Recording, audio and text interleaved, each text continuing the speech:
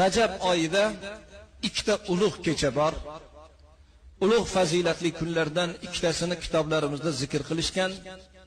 Shulardan birinchisi Rag'oyib kechasi, Rajab oyining birinchi jumasi. Ya'ni bu Rag'oyib kechasida nima bo'lgan? Rag'oyib kechasining tarixi nimadan iborat? Rag'oyib kechasida Hazrati Omina onamiz oxiri zamon payg'ambari, jami payg'ambarlarning xatmi kunandasi, payg'ambar Muhammad Mustafa sallallohu alayhi va sallamga homila topgan kechalari Rajab oyining birinchi juma kechalari ekan. Buni Rag'oyib kechasi deyiladi. Kechalari qoyimlikda Allohdan iltijolar qilib, duolar qilib bu kechani o'tkazgan odamlar bo'ldi. Endi ikkinchi kecha, u Rajab oyining 27-kechalari Me'roj kechasi.